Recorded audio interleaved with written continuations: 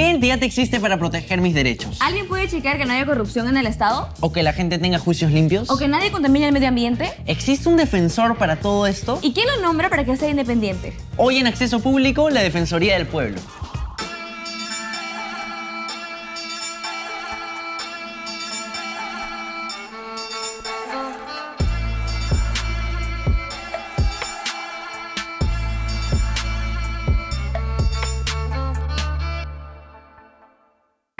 Hola, ¿qué tal? Yo soy Nadia Valdivia. Y yo soy Tiago Bernal. Y esto es Acceso Público. El programa donde te contamos todo acerca de las instituciones del Estado. Perfecto.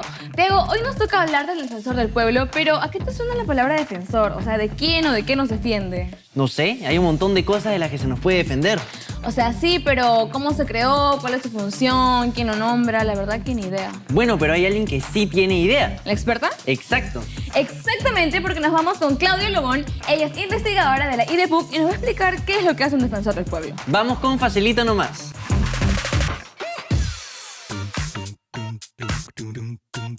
Cuando en el colegio ves una situación injusta en el salón de clases, ¿quién reclama? El delegado del salón, ¿verdad?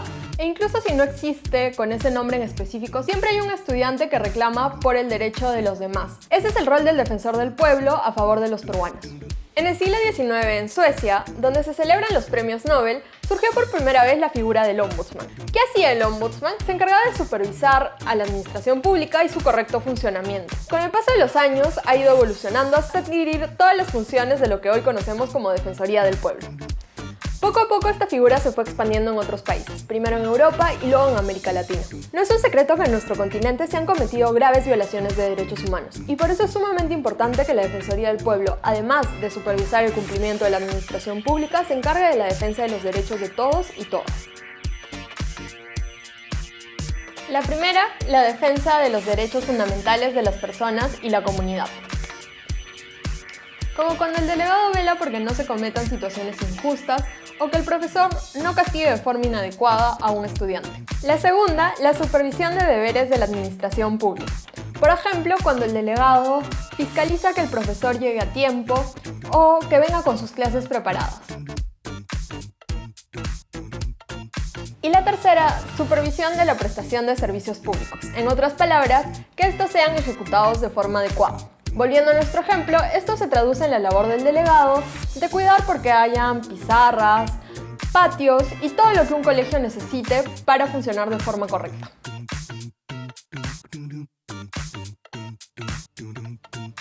La o el defensor del pueblo debe tener como mínimo 35 años, ser abogado de profesión y debe ser elegido por 2/3 del Congreso. En 2 ocasiones el Congreso no pudo ponerse de acuerdo y por eso tuvo que asumir el cargo uno de sus adjuntos. La o el defensor del pueblo tiene un mandato de 5 años. Cada año debe elaborar un informe sobre su gestión y presentarlo al Congreso. Finalmente, es necesario saber que la Defensoría del Pueblo debe trabajar de forma descentralizada. Por eso tiene oficinas a lo largo de todo el Perú. La Defensoría del Pueblo cumple un papel muy importante. En varias ocasiones ha tenido un rol mediador. También defiende derechos humanos, impulsa iniciativas legislativas y promueve y acompaña procesos judiciales para proteger mejor los derechos de todos y todas las peruanas. ¡Qué increíble labor de la Defensoría del Pueblo! Sí, ahora han dicho que si el Congreso no se pone de acuerdo con el defensor, lo asume uno de sus adjuntos, ¿verdad? Así es. ¿Pero qué es eso? Bueno, qué bien que te lo preguntes porque lo vamos a chequear ahora en el team. ¡Vamos! A ver, primero hay que decir que la Defensoría del Pueblo es un organismo constitucional autónomo. Claro, como tiene que chequear el mismo gobierno, nadie puede ser su jefe. Eso. Ahora veamos cómo está compuesta. A la cabeza está el defensor del pueblo, seguido de la primera adjuntía y de la parte administrativa. Y de esta primera adjuntía se desprenden 8 adjuntías más. Toma nota que los nombres son un poquito larguitos. Adjuntía para los derechos humanos y personas con discapacidad. Adjuntía para los derechos de la mujer. Adjuntía en asuntos constitucionales. Adjuntía del medio ambiente, servicios públicos y pueblos indígenas. Adjuntía para la administración estatal. Adjuntía para la niñez y adolescencia. Adjuntía para la prevención de conflictos sociales. Y por último, adjuntía para la lucha contra la corrupción, transparencia y eficiencia del Estado. Listo. Todas las adjuntías son bastante importantes, pero vamos a hablar de 4 de ellas. Empecemos por la adjuntía para la administración estatal. Es la que ve qué tal está haciendo la chamba del Estado a todo nivel, desde la municipalidad de tu distrito hasta el gobierno central. Además, promociona y protege derechos sociales, como la salud, la educación y la seguridad social y tus derechos como trabajador. Ahora vamos con la adjuntía de asuntos constitucionales. Aquí se encargan de ver posibles demandas que se puedan tener ante el Tribunal Constitucional y se pone especial atención a temas generales de la seguridad ciudadana. Vamos con la adjuntía de prevención de conflictos sociales y gobernabilidad. En el Perú existen conflictos sociales, por ejemplo, entre comunidades y la empresa privada o contra el Estado mismo. Esta adjuntía busca ayudar a que se solucionen los conflictos de forma pacífica, investigando y diseñando mejores mecanismos que atienden al problema de fondo detrás de los conflictos. O sea, son los que están atentos a que las cosas no empeoren para que todo se solucione sin que se vuelva un caos. Vamos con la última adjuntía. La adjuntía para la lucha contra la corrupción, transparencia y eficiencia del Estado. Importantísima. Ellos se concentran en las políticas de anticorrupción y en las denuncias ciudadanas, siempre observando, informando, supervisando y haciéndole seguimiento a los casos. Para más info, no se olviden que pueden visitar su web, defensoría.gov.pe. Eso, ahí tienen a la Defensoría del Pueblo. Oye, ¿qué tal chamba de la Defensoría y sus adjuntías, no? Sí, y eso que después del corte venimos con más porque recién estamos comenzando. Así es, porque venimos con infiltrados. Además, Claudia nos trae más información y se viene un Te Suena buenazo. No se muevan.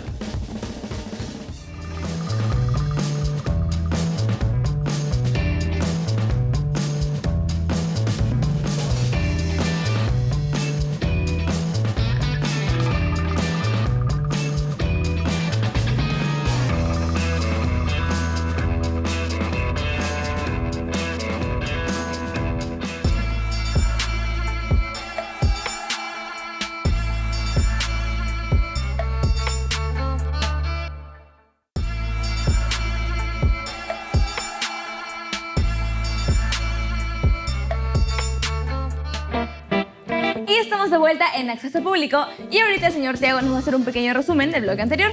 Muy bien, en Facilito Nomás hemos comparado la labor de la Defensoría del Pueblo con lo que hace el delegado de tu clase y en el team hemos visto cómo se organiza la institución. Tal cual, déjame decirte. Y oye, es bien importante el rol de la Defensoría, ¿no? Claro, de todas maneras. Ahora, imagínate cómo habrán sido los periodos de violencia más duros de nuestro país. Yo creo que deben haber tenido harta chamba. Sí, y justamente vamos a hablar de eso en este mini documental que ha preparado la producción. ¿Lo vemos? Vamos a ver el archivo. A fines del siglo XX vivimos uno de los peores periodos de violencia en nuestro país. ¿Cómo actuó la Defensoría del Pueblo?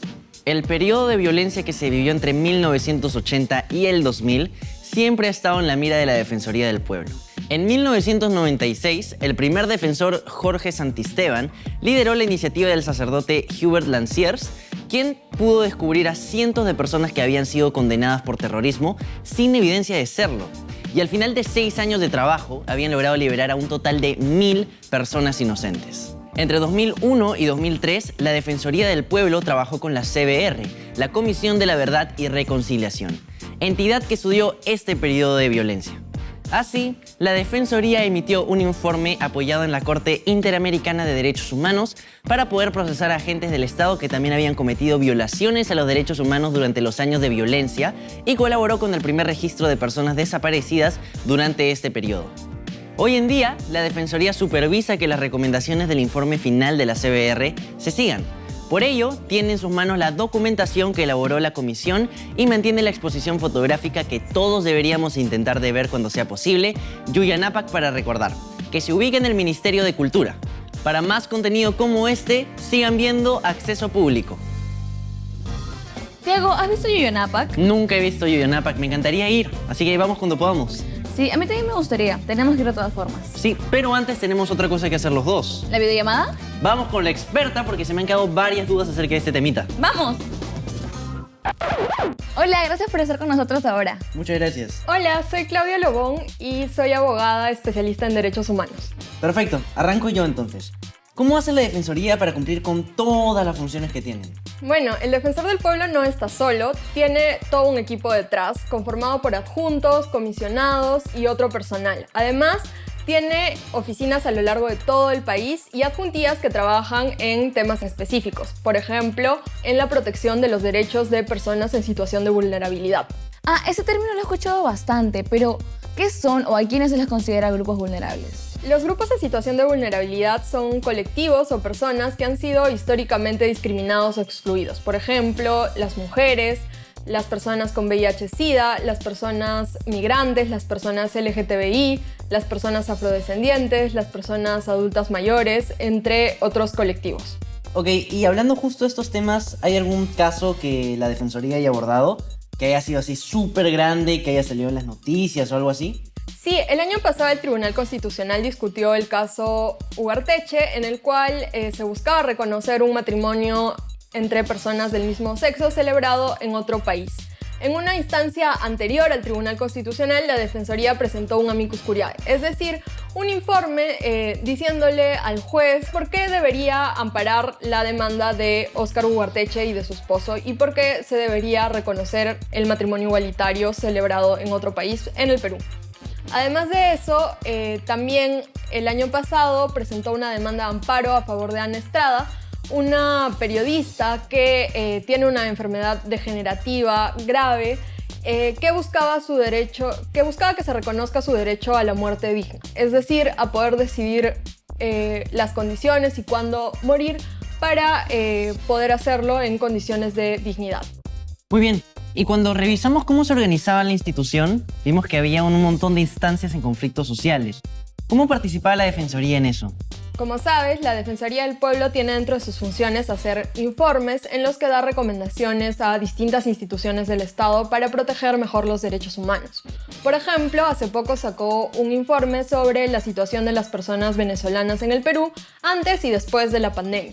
Además, en el pasado se ha pronunciado sobre temas como las esterilizaciones forzadas o la salud sexual y reproductiva de las mujeres. Muy interesante. ¿Y hay alguna otra función que nos haya quedado pendiente? Claro, para terminar a lo grande. Sí, la Defensoría del Pueblo tiene a su cargo dos mecanismos derivados de tratados de derechos humanos de los cuales es parte del Estado peruano. Por un lado se encuentra la Convención sobre los Derechos de las Personas con Discapacidad, que establece un mecanismo que, como dije, está a cargo de la Defensoría del Pueblo. ¿Qué hace este mecanismo? Pues supervisa, promueve y protege los derechos de las personas con discapacidad reconocidos en este tratado. Así, la Defensoría del Pueblo, a través de este mecanismo, puede realizar visitas inopinadas y también puede cumplir un rol de promover la adecuación de la normativa conforme a este Tratado de Derechos Humanos. Por otro lado, se encuentra la Convención de Naciones Unidas contra la Tortura y otros tratos o penas crueles, inhumanos y degradantes. Y este tratado tiene un protocolo facultativo que establece un mecanismo de visitas para prevenir estos actos en contra de personas privadas de libertad. Para eso establece mecanismos nacionales y el mecanismo nacional en el caso peruano está a cargo de la Defensoría del Pueblo. De forma similar al caso de la Convención sobre los Derechos de las Personas con Discapacidad, en este caso este mecanismo puede realizar visitas a los centros de privación de libertad y también puede realizar recomendaciones para promover un mejor trato con las personas detenidas. Wow, muchísimas gracias por venir, en serio. Todo me ha quedado clarísimo. Sí, todo ha estado muy interesante. Gracias por invitarme a Acceso Público. Chao. Chao chicos, nos vemos. ¿Te suena habeas corpus, habeas data o moción de amparo? Hoy en Acceso Público te explicamos qué significan estos tres procesos judiciales que te ayudarán a proteger tus derechos fundamentales. Primero, habeas data, que significa tráeme la información. ¿Cómo se usa? Cuando un funcionario o entidad no te deja ver info pública, puedes utilizarlo para que te muestre lo que no te permitió. Segundo, habeas corpus, que significa tráeme el cuerpo. ¿Cómo se usa? Para proteger las garantías de un debido proceso ante un juez, la policía o en cuestiones administrativas. Es decir, para que se actúe de acuerdo con los procedimientos indicados, nada de saltarse pasos. Y tercero, amparo. Este es como un comodín. Sirve para proteger todos los otros derechos que tienes según la Constitución que no entran ni en el habeas data ni en el habeas corpus. Ya lo sabes, Espero que hayas tomado nota. O si no, vuelve a encontrar este contenido y más en Acceso Público. Buenísima tu explicación, Nedia. Ya pintas para defensora del pueblo. Es que es súper básico saber esas cosas. Además, así si te ocurre alguna injusticia, tú puedes decir habeas corpus de frente nomás. O recurso de amparo también. Sí, pero el recurso que tenemos que usar ahorita es este corte comercial y cuando volvamos... Venimos con la información de la mismísima Defensoría del Pueblo. ¡Ya venimos!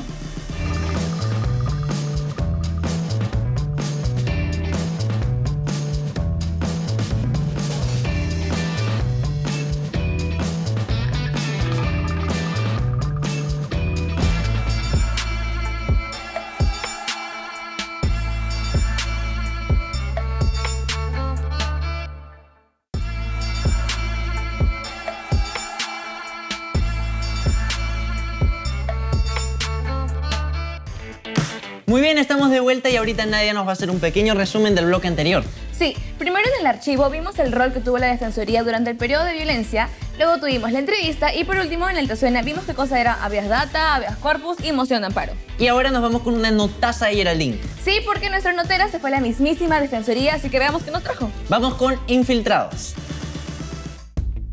En todos lados ocurren injusticias y muchas veces somos testigos de estas. Por ejemplo, en el micro, cuando alguien no le quiere ceder el asiento a una persona con discapacidad, o cuando un niño está trabajando en la calle cuando debería estar estudiando, o también las huelgas de los trabajadores cuando piden sueldos justos. Pero, ¿acaso estamos solos? ¿Existe alguna entidad que se encargue de defender nuestros derechos? Justamente existe la Defensoría del Pueblo y el día de hoy me voy a infiltrar en sus instalaciones para conocer sobre su tan importante labor en nuestra sociedad. Arrancamos con este nuevo Infiltrados. Chicos, nos hemos infiltrado en la Defensoría y aquí me encuentro con Stephanie Rodríguez. Ella es comisionada en la Defensoría del Pueblo. Quiero que me cuentes, Stephanie, ¿dónde nos encontramos exactamente? Hola, Geraldine, gracias. Estamos en el Auditorio Santiesteban. Recibe el nombre por el primer defensor del pueblo, el doctor Jorge Santiesteban. Y en este auditorio solíamos realizar la presentación de informes, reuniones con la administración, con la sociedad civil. Es algo que ya no podemos hacer por el contexto de la pandemia por el COVID-19, pero sí lo continuamos haciendo vía redes sociales, haciendo webinars. Así es, y justamente por la pandemia te quería preguntar, ¿cómo ha cambiado el día a día de trabajo aquí en la Defensoría? Bueno, nosotros nos hemos tenido que amoldar, no hemos podido detener nuestro trabajo de defensa de derechos, pero lo que sí hemos podido organizarnos para que unos equipos puedan continuar su trabajo de manera remota y otros equipos puedan continuar su trabajo dentro de la entidad. Comisionados y comisionadas continúan atendiendo al público porque también nosotros entendemos de que a pesar de que hemos optimizado las redes sociales, hay zonas en donde tal vez no existen estos recursos y nosotros, manteniendo los protocolos de seguridad, seguimos atendiendo de manera presencial. Stephanie, hablando sobre las quejas que van a hacer los ciudadanos, ¿es necesario que el ciudadano se acerque a la Defensoría en compañía de un abogado? No, exactamente. Nosotros como Defensoría del Pueblo recibimos muchos casos en donde las personas no han tenido la oportunidad de tener una defensa, ya sea pública o contratar a un abogado, y es precisamente en esos casos en donde podemos intervenir. Pero me imagino que hay casos en que la Defensoría no entraría a detallar, ¿no? Digamos, ¿cuáles serían esas excepciones? Claro, la Defensoría del Pueblo es una organización, una institución autónoma del Estado que tiene el mandato constitucional de defender los derechos constitucionales y fundamentales de la persona y la comunidad, y también supervisar la administración estatal y los servicios públicos. Dicho de otra forma, es como que nosotros estamos siempre monitoreando, vigilantes, atentos a que el Estado y todas las funciones que cumple lo hagan acorde a derecho, ¿no? Entonces, nosotros sentamos a tallar cuando estas instituciones no cumplen su función, ¿no? Y también, ¿cómo podría mejorar la Defensoría como institución? La idea es siempre trabajar de manera articulada, no solo con las demás instituciones del Estado, sino también con la ciudadanía. Entonces creo que es muy importante fortalecer los lazos que tenemos con sociedad civil, con las organizaciones, con los grupos, por ejemplo, de niños, de niñas, con los grupos que representan a los colectivos que históricamente han sido invisibilizados, como por ejemplo también los pueblos indígenas,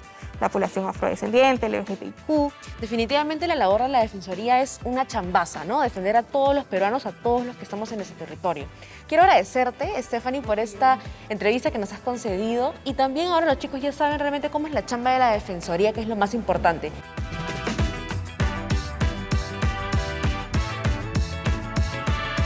Estoy segura que ahora ya sabemos a quién recurrir cuando ocurre un problema en nuestra sociedad o alguien atente contra nuestros derechos. Pero eso sí, Debemos saber cuáles son nuestros derechos para poder reclamar con justa razón y conocimiento. Chicos, esto ha sido todo por hoy, pero no se olviden de seguir a Canal IP en todas sus redes sociales, que ahí pondremos cosas bravasas de acceso público. Conmigo será hasta el siguiente Infiltrado. ¡Chao! Buenísima la nota, Geraldine, me encantó. Es que es una grande chamba la de la Defensoría, pero no nos podemos ir sin nuestras preguntas frecuentes. así es, las preguntas picantes que el representante de la institución tiene 2 minutos para responder. ¡Vamos! Hola, soy Stephanie Rodríguez y esto es Preguntas Frecuentes para Acceso Público, en donde en 2 minutos un representante de la institución pública va a dar respuesta a las preguntas que ustedes tienen sobre nuestra entidad. ¿Ante qué tipo de situaciones debo ir a la Defensoría del Pueblo? Bueno, ustedes pueden acudir a la Defensoría del Pueblo frente a cualquier situación en donde se vulnere un derecho o no se cumpla de una manera eficiente un servicio público o se incumple la administración estatal. ¿Cuáles son las vías por las que me puedo comunicar con la Defensoría del Pueblo? Bueno, pueden comunicarse por nuestra línea gratuita 0800 15 170 o también nos pueden encontrar en las redes sociales Facebook, Twitter, Instagram o en la página web defensoría.gov.p. También hay una pestaña en donde pueden ustedes dejarnos su caso o sus preguntas. La Defensoría solo sirve para asuntos con el Estado o también con el sector privado. La Defensoría del Pueblo defiende todo lo relacionado a los servicios públicos. A veces los servicios públicos son proporcionados por particulares o empresas, entonces ahí también entra a tallar nuestra labor defensora de la ciudadanía. ¿Puede el defensor fiscalizar la labor del Congreso con libertad a pesar de que éste lo designó? Si nosotros identificamos de que pueden haber recomendaciones para mejorar la labor de los congresistas y del Congreso como tal, también lo vamos a hacer y es algo que hemos hecho previamente. ¿Cuál ha sido la labor de la Defensoría en los procesos de migración al Perú? La Defensoría tiene el mandato de defender los derechos constitucionales y fundamentales de las personas independientemente de su nacionalidad. Nosotros como institución hemos colaborado con organismos internacionales, con migraciones, con el Ministerio de Relaciones Exteriores para que estos procesos se den de la mejor manera y en respeto de los derechos de la población migrante.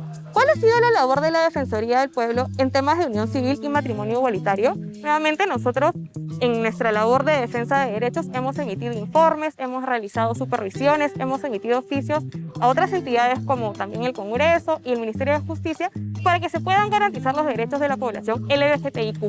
Y entre ellos, las propuestas que están a favor del matrimonio igualitario y la unión civil. ¿Qué estrategias se han tomado en la Defensoría en el contexto de la pandemia? Bueno, hemos tenido que adaptarnos y continuar muchos de nosotros y nosotras nuestro trabajo de manera remota, a la par de que muchos de nuestros comisionados y comisionadas continúan haciendo la atención pública en nuestras sedes. ¡Tiempo! Se acabó el tiempo, esto es todo por ahora y los invito a seguir viendo Acceso Público. Y se acabó el programa de hoy, estuvo muy divertido. Y Nadia, cuéntanos el mensaje de hoy. Mensaje. Bueno, que creo que la Defensoría tiene una labor muy importante que pienso no muchos de nosotros conocíamos y pues que si conocen a alguien que necesite presentar su caso, que lo animen a hacerlo. Increíble mensaje. Y es obviamente una herramienta muy buena para hacernos escuchar. Así es, y con eso nos vamos. No se olviden de seguir las redes de Canal IP para que vean más contenido de acceso público. Y no se olviden también de seguir nuestras propias redes sociales. Yo soy como Tiago Bernal en Instagram, Facebook y TikTok. Y yo como Nadia Sofía V en Instagram y TikTok. ¡Nos vemos! ¡Chao!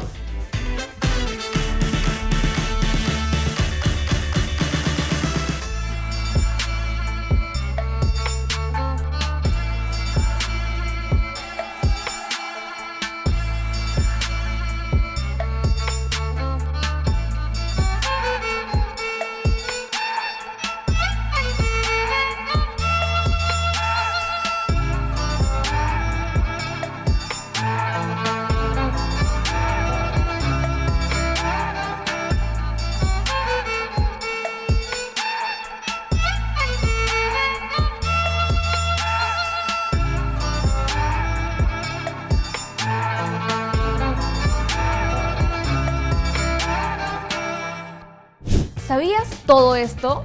¿Qué tales datazos, no? Si aprendiste tanto como yo, recuerda darle like y suscribirte para más videos como este.